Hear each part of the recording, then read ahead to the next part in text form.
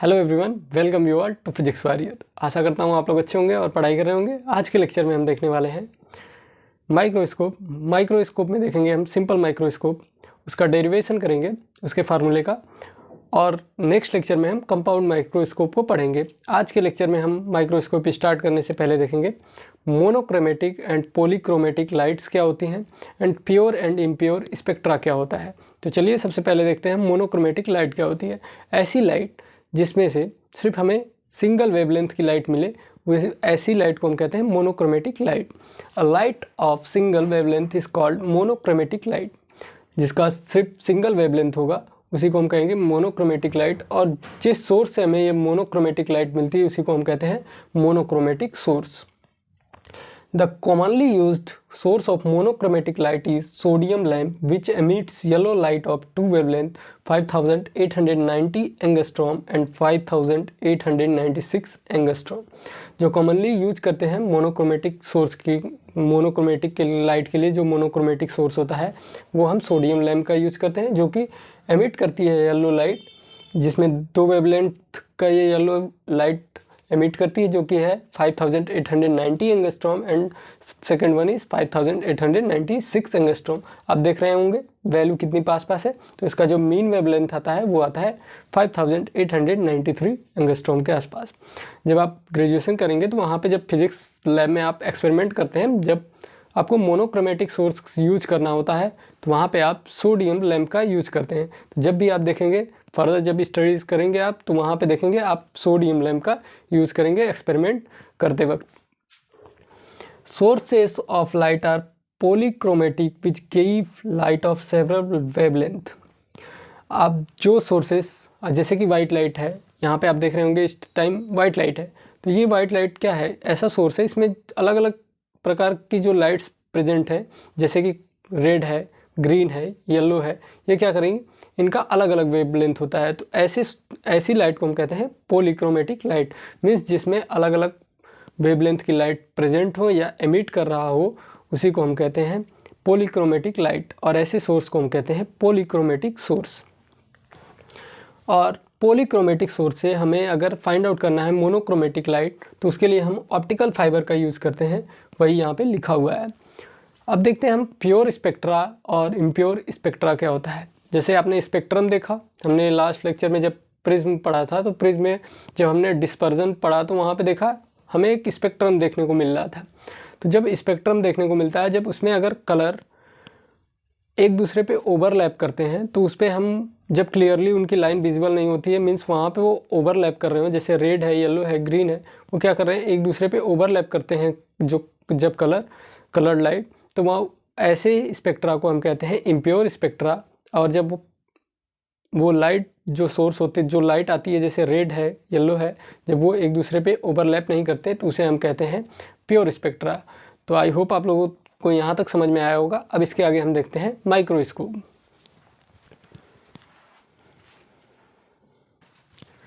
Next है हमारे पास microscope. Microscope क्या होता है? माइक्रोस्कोप बेसिकली एक ऑप्टिकल इंस्ट्रूमेंट है, जो कि हम क्या करते हैं, स्मॉल ऑब्जेक्ट को मैग्नीफाई करने के लिए यूज़ करते हैं। जैसे कि आपने मैग्नीफाइंग ग्लास का यूज़ किया होगा, आप अपनी जब बुक के पास ले जाते हैं तो उस पर जो छोटे छोटे वर्ड्स लिखे हुए हैं वो आपको मैग्नीफाई करके, मीन्स आपको बड़ा दिखने लगता है वो।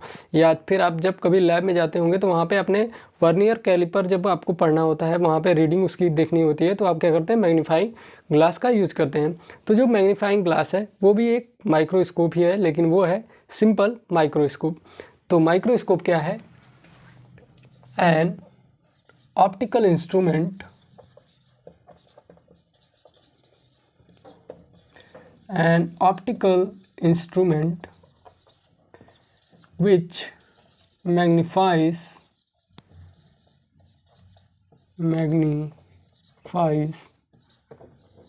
a small object,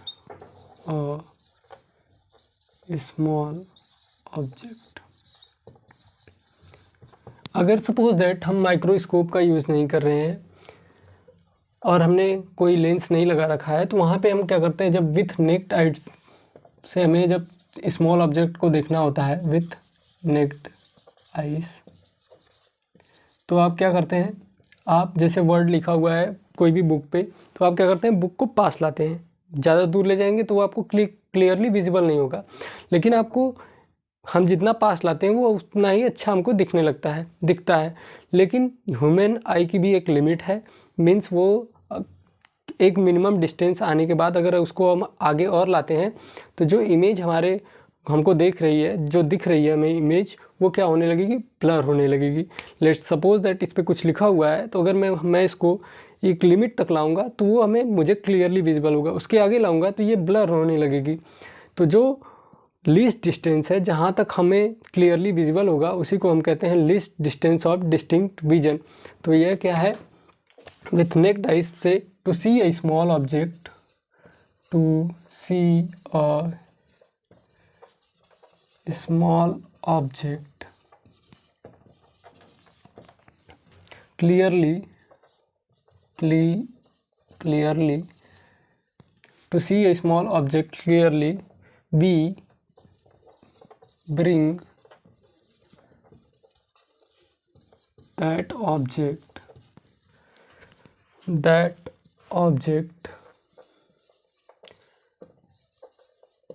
close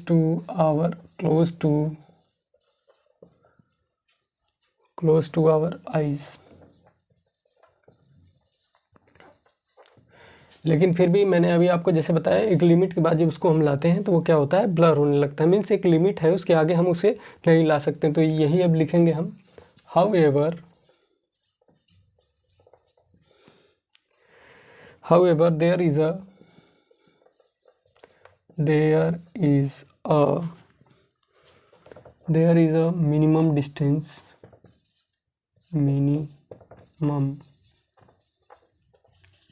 distance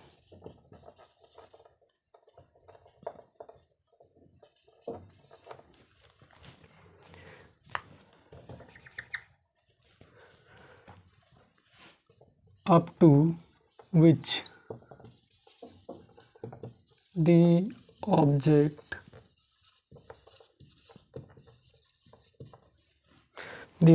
can be viewed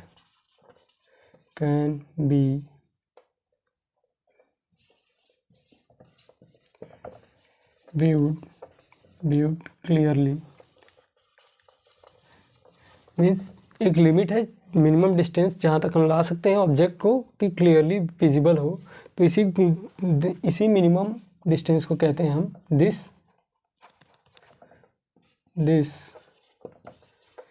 minimum distance is called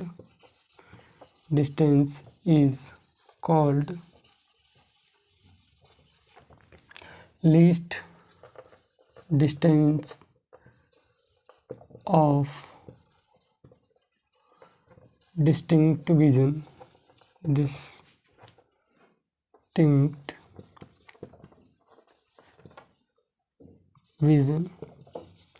जिसे हम कैपिटल डी से डिनोट करते हैं। तो ह्यूमन आई के लिए जो होती है हमारी नियर पॉइंट होती है, जो नियर पॉइंट जो होता है ह्यूमन आई के लिए, एवरेज जो होता है ह्यूमन आई, वो होती है हमारे पास 25 सेंटीमीटर। अगर इससे ज़्यादा और पास लाएंगे, जैसे 24, 23, 20 सेंटीमीटर करेंगे तो क्या होगा, जो ऑब्जेक्ट है हमें क्लियरली विजिबल नहीं होगा। और फार पॉइंट अगर हम देखें तो ह्यूमन आई के लिए होती है इन्फिनिटी। तो यहाँ तक आप पॉज करके नोट डाउन कर लीजिए। उसके बाद देखते हैं हम माइक्रोस्कोप में सिंपल माइक्रोस्कोप क्या होता है। तो आप यहाँ तक पॉज करके नोट डाउन कर लो। अब हम देखते हैं विजुअल एंगल क्या होता है। Visual angle, let's suppose that एक एच ओ हाइट का, हमने एच हाइट का एक ऑब्जेक्ट लिया और आप यहाँ से देख रहे हैं तो यहाँ हमारी आईज है। लेट्स सपोज दैट ये हमारी आईज है। तो यहाँ पे इसकी रेज आएंगी,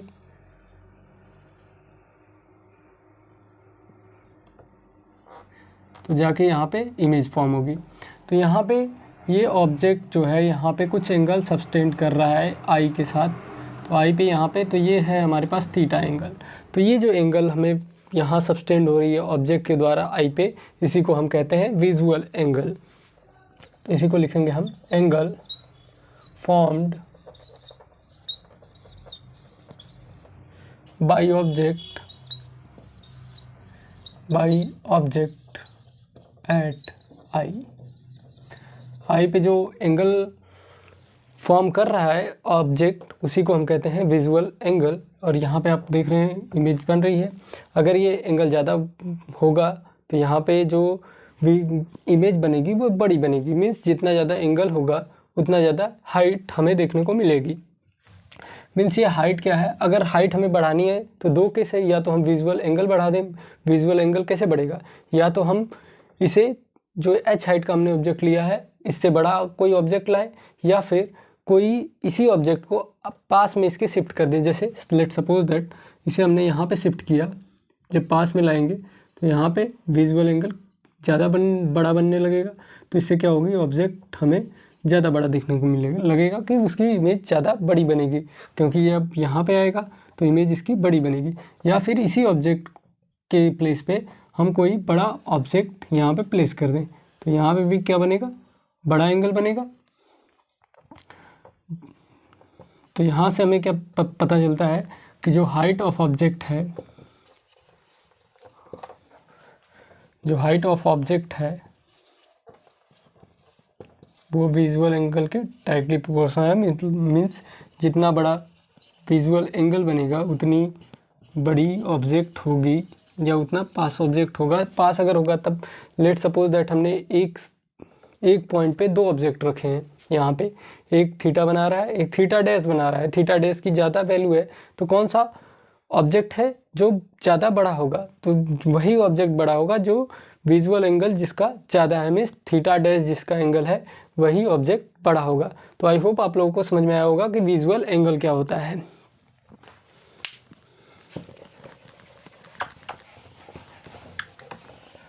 अब यहाँ से हम देखते हैं magnification of a microscope. Magnification,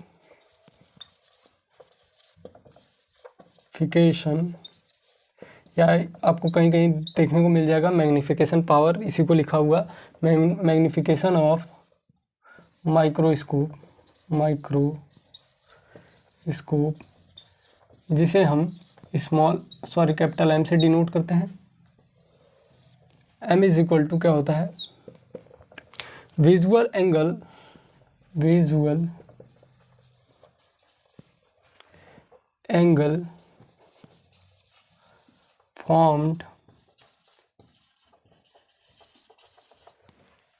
formed by final image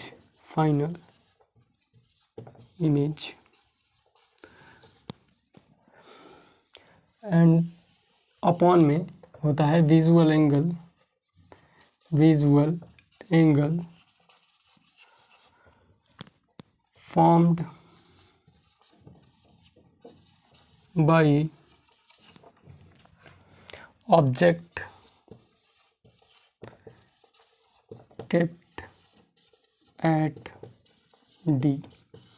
means ये रेशियो होता है विजुअल एंगल का, जो फाइनल इमेज बन रही है उसका अपॉन में होता है visual angle formed by object kept at D. जैसे कि हमने माइक्रोस्कोप हटा दिया, जब हमने ऑब्जेक्ट को रखा यहाँ पे, अगर हमने बीच में माइक्रोस्कोप लगा रखा है, इसे जब मैंने हटाया तो जब इसको 25 सेंटीमीटर पे मैं रखूँगा तो इस पर जो ये एंगल बना रहा है, जो विजुअल एंगल बना रहा है जो मेरे आइज पे, वो उसकी वैल्यू यहाँ पे रखी जाएगी।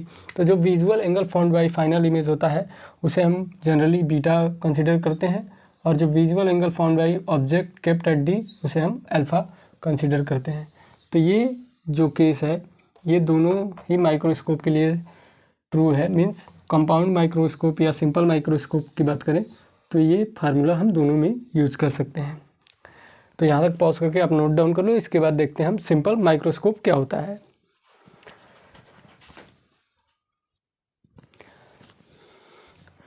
अब हम देखेंगे सिंपल माइक्रोस्कोप। सिंपल माइक्रोस्कोप क्या होता है, इसमें एक कॉन्वेक्स लेंस लगा होता है। यहाँ क्या होता है, इसमें एक कॉन्वेक्स लेंस इसमें होता है कॉन्वेक्स लेंस। आपने देखा होगा जो मैग्नीफाइंग ग्लास होता है उसमें क्या होता है, एक लेंस होता है जो कि होता है कॉन्वेक्स लेंस। और यहाँ पे हम जो ऑब्जेक्ट को प्लेस करते हैं वो फोकस एंड ऑप्टिकल सेंटर के बीच में प्लेस करते हैं। Object kept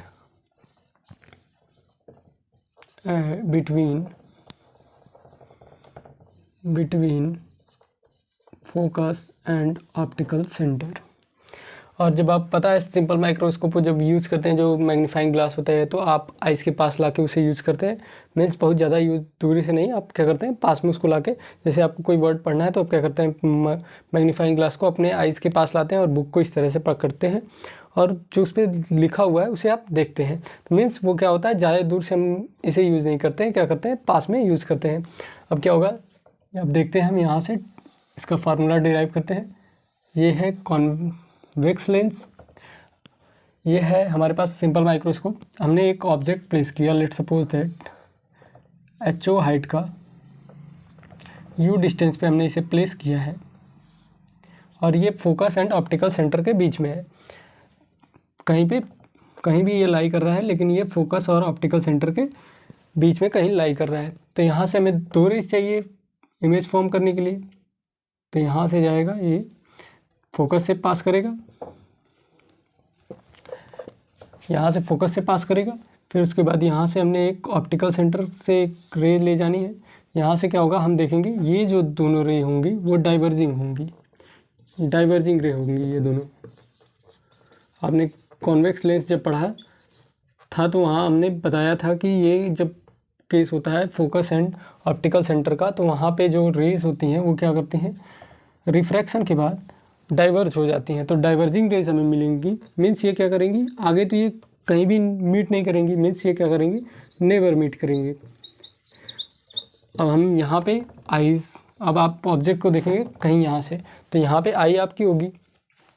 let suppose that इसे हमने फिर पीछे बढ़ाया, पीछे की तरफ इसे हम क्या करेंगे, एक्सेट करेंगे। जब एक्सेट करेंगे तो हमें देखने को मिलेगी कुछ यहाँ पे इसकी इमेज,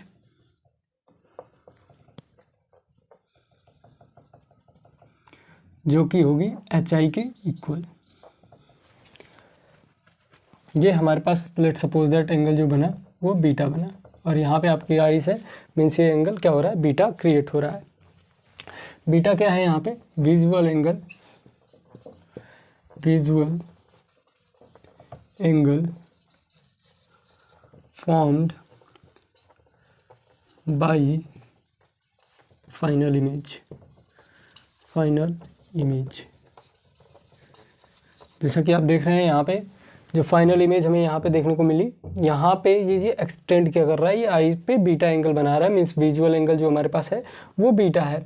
तो यहाँ से हमारे पास tan बीटा की वैल्यू आएगी, tan बीटा।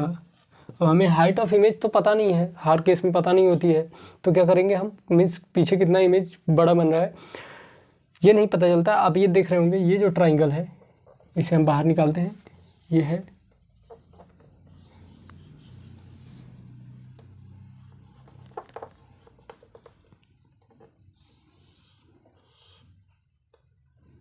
यहाँ पे HI है और ये डिस्टेंस हमें मालूम नहीं है, और यहाँ पे है HO, कहीं यहीं इधर पे लाई कर रहा है HO, और इसकी डिस्टेंस हमें मालूम है।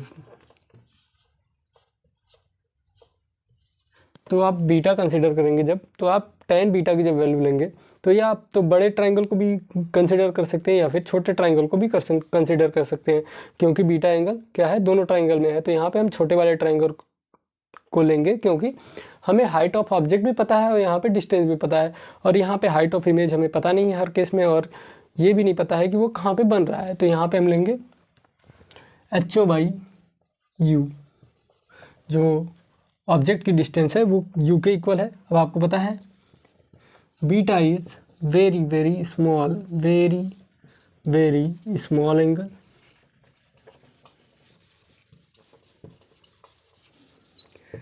ये स्मॉल कैसे होगा, आपको पता है कि जब हम देखते हैं मैग्नीफाइंग ग्लास से तो बहुत छोटे वर्ड्स को देखते हैं या छोटे ऑब्जेक्ट्स को देखते हैं, बहुत ही छोटे होते हैं, तो वो क्या करेंगे, वो जब हाइट छोटी होगी तो ये विजुअल एंगल भी क्या होगा, छोटा होगा। जैसे कि अभी हमने देखा था height of object is directly proportional to visual angle. तो जब हाइट ऑफ ऑब्जेक्ट छोटी होगी तो विजुअल एंगल भी हमारे पास छोटा होगा। तो बीटा बहुत छोटा होगा, मीन्स tan बीटा की वैल्यू हो जाएगी हमारे पास और बीटा के इक्वल। तो हम इसे लिख सकते हैं beta is equal to HO/U। तो यहाँ तक पॉज करके आप नोट डाउन कर लो।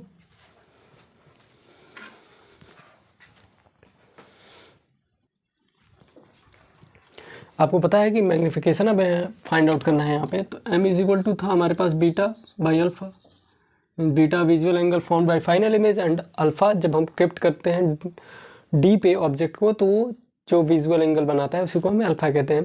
तो अब क्या करेंगे हम, आप सपोज दैट हमने यहाँ पे माइक्रोस्कोप हटा दिया और इसे 25 सेंटीमीटर पे ऑब्जेक्ट को प्लेस किया आइस के सामने, तो जो एंगल बनेगा उसी को कहेंगे हम अल्फा। तो अल्फा क्या होगा, visual angle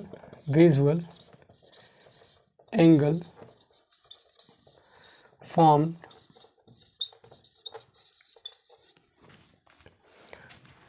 by object kept at D means least distance of distinct region पे जब रखेंगे हम तो वहाँ से हमें अल्फ़ा की वैल्यू फाइंड आउट होगी। तो अल्फ़ा की वैल्यू फाइंड आउट होगी तो क्या होगा इस केस में, आपको पता है उस केस में हो जाएगा हाइट सेम रहेगी ऑब्जेक्ट की HO, और जो हमने यहाँ पे ऑब्जेक्ट डिस्टेंस लिया था वो किसके इक्वल हो जाएगा, D के इक्वल हो जाएगा। तो यहाँ से HO/D हो जाएगा हमारे पास। अब आपको पता है अल्फ़ा भी वेरी वेरी स्मॉल है, वेरी वेरी स्मॉल। तो यहाँ से हमें क्या देखने को मिलेगा, tan alpha is equal to alpha, tan alpha is equal to alpha. तो यहाँ से अल्फ़ा की वैल्यू ये है हमारे पास, ये है tan अल्फ़ा। तो अल्फ़ा की वैल्यू हो जाएगी HO/D। अब यहाँ से मैग्नीफिकेशन की वैल्यू फाइंड आउट करते हैं हम। बीटा की वैल्यू रखेंगे HO/U बाई HO/D। HO से HO कैंसिल आउट हो जाएगा, D ऊपर जाएगा तो ये हमारे पास आ जाएगा D/U। तो हमारे पास यहाँ से मैग्नीफिकेशन की वैल्यू आती है D/U के इक्वल। तो यहाँ तक पॉज करके आप नोट डाउन कर लो। इसके बाद देखते हैं मैक्सिमम और मिनिमम वाला केस, मीन्स कब हमारे पास मैग्नीफिकेशन मैक्सिमम होगा और कब मिनिमम होगा। तो यहाँ तक पॉज करके आप नोट डाउन कर लो।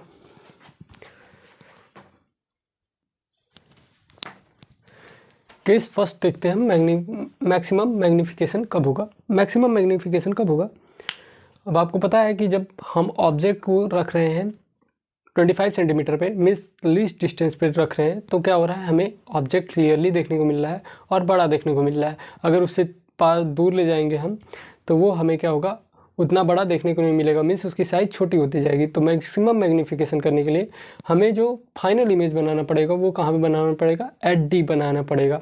Means least distance of distinct vision पे हमें बनाना पड़ेगा। तो यहाँ पे जो हमारे पास इमेज फाइनल इमेज फॉर्म होगा, फाइनल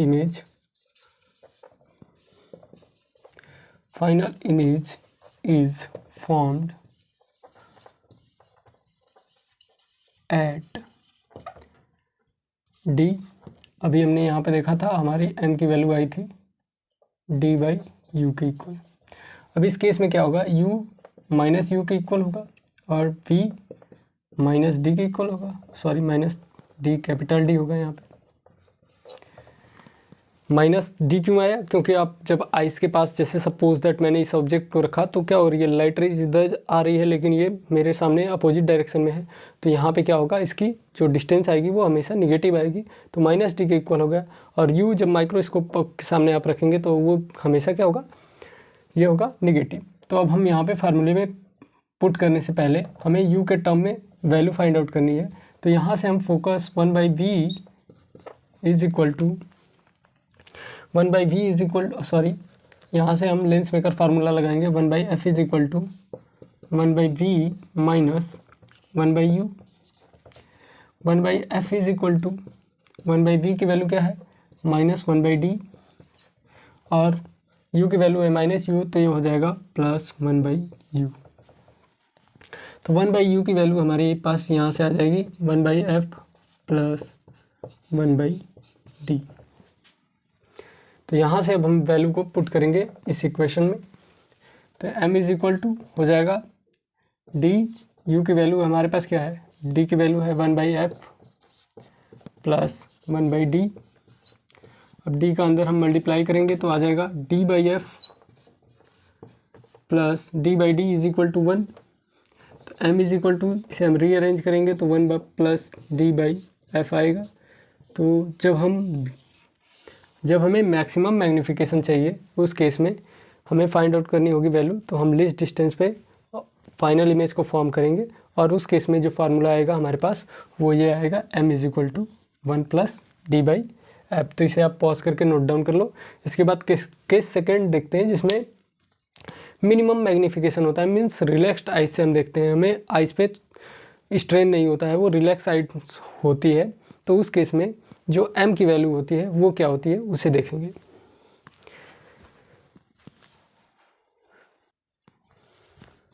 केस सेकंड देखते हैं हम फॉर नॉर्मल एडजस्टमेंट, जिसे हम रिलैक्स्ड आइज पे जब देखेंगे तो वो क्या होता है, उस केस में क्या होता है, फाइनल इमेज कहाँ पे बनेगी, इन्फिनिटिव बनेगी, क्योंकि आपको पता है कि जो माइक्रोस्कोप हम यूज़ कर रहे हैं वो बहुत ही छोटा है।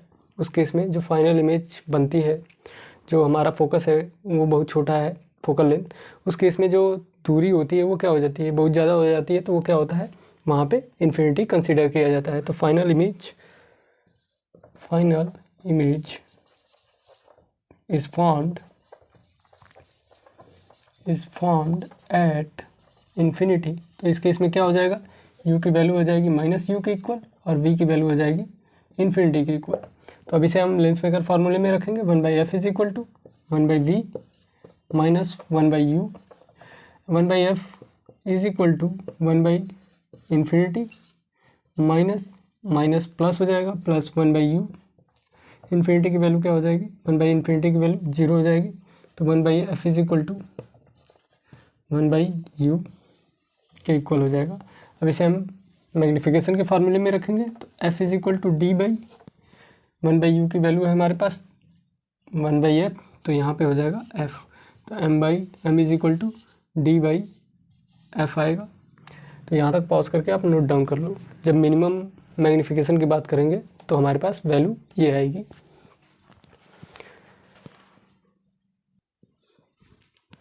अभी हमने देखा माइक्रोस्कोप की जो मैग्नीफिकेशन की वैल्यू होती है वो होती है d/u के इक्वल। अब ये कंसिडर करता है जब हम नॉर्मल एडजस्टमेंट की बात करते हैं, मीन्स मिनिमम मैग्नीफिकेशन की बात करेंगे तो वहाँ पे हो जाता है नॉर्मल एडजस्टमेंट।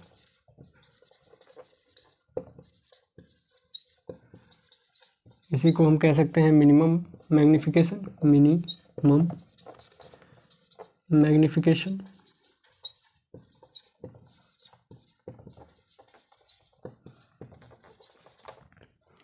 और यहाँ पे ये क्या होता है, ये जो मिनिमम मैग्नीफिकेशन होता है ये रिलैक्स्ड आइज पे होता है, ये रिलैक्स्ड आइज होती है इस time, relaxed eyes.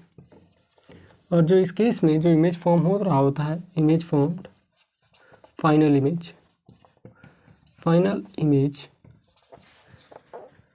Is at कहाँ पे होती है, इन्फिनिटी पे होती है। इस केस में जो हमारे पास मैग्नीफिकेशन का फॉर्मूला आया था वो था m is equal to d/f के इक्वल था। ये है हमारे पास मिनिमम मैग्नीफिकेशन का केस। और हम देखते हैं मैक्सिमम मैग्नीफिकेशन के लिए क्या चाहिए हमें, मैक्सिमम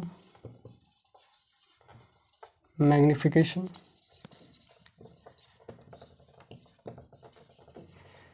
इस केस में हमने देखा था जो इमेज फॉर्म हो रही थी वो कहाँ पे हो रही थी, डी पे। Final image is formed at capital D. इस केस में हमारे पास m की वैल्यू जो आई थी वो आई थी 1 प्लस d/f के इक्वल। ये हमारे पास था मैक्सिमम मैग्नीफिकेशन। इस केस में क्या होती है, जो आइज होती है वो स्ट्रेंड हो जाती है, स्ट्रेंड आइज। जो आप m की वैल्यू देखेंगे वो लाई करेगी d/f एफ़ की इक्वल हो सकती है या उससे बड़ी हो सकती है, और 1 प्लस डी बाई एफ से छोटी होगी या इसके इक्वल होगी। तो इस रेंज में इसकी जो वैल्यू है वो लाई करती है। एनसीईआरटी के अकॉर्डिंग जो हमारे पास सिंपल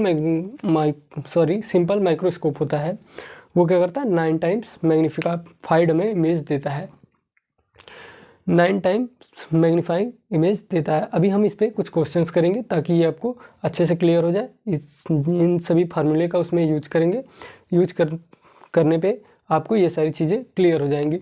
जो भी आपकी क्वेरीज है आप इसे कमेंट सेक्शन में कमेंट करिए, मैं उसे सॉल्व करूँगा। तो चलिए आप इसे पहले नोट डाउन कर लो, उसके बाद हम क्वेश्चन करते हैं।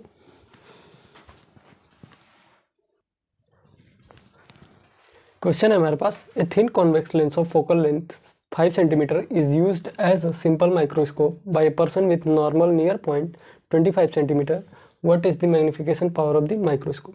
कह रहा है हमने एक कॉन्वेक्स लेंस को सिंपल माइक्रोस्कोप की तरह यूज़ किया है, जो कि इस फोकल लेंथ है जिसका 5 सेंटीमीटर, और वो जो नॉर्मल नियर पॉइंट के लिए यूज़ करता है वो 25 सेंटीमीटर है। मीन्स यहाँ पे लिस्ट डिस्टिंक्ट डिस्टेंस की बात कर रहा है, means list distance of distinct vision की बात कर रहा है, डी की बात कर रहा है, कैपिटल डी की। What is the magnifying power of the microscope. तो इस केस में जो मैग्नीफाइंग पावर है माइक्रोस्कोप की वो किसके इक्वल होगी। तो आपको पता है कि इस केस में जो मैग्नीफाइंग पावर होती है वो मैक्सिमम होती है, वो होती है 1 प्लस डी बाई एफ के इक्वल, क्योंकि हमने ऑब्जेक्ट को प्लेस किया है डी पे 25 सेंटीमीटर में। तो यहाँ से अब हमें एफ की वैल्यू पता है और डी की वैल्यू पता है, तो एम की वैल्यू हो जाएगी 1 प्लस 5 बाई 25 बाई 5। तो यहाँ से हो जाएगा 5 5 जा 25। तो यहाँ से हमें मिलेगी मैग्नीफिकेशन की वैल्यू 6 के इक्वल। तो यहाँ से हमें जो मैग्नीफिकेशन की वैल्यू मिली वो 6 के इक्वल मिली है। तो इस पर और सारे क्वेश्चन करेंगे हम नेक्स्ट लेक्चर में, तब तक पढ़ते रहिए। मिलते हैं नेक्स्ट लेक्चर में। जो भी आपकी क्वेरीज है आप उसे कमेंट सेक्शन में कमेंट करिए।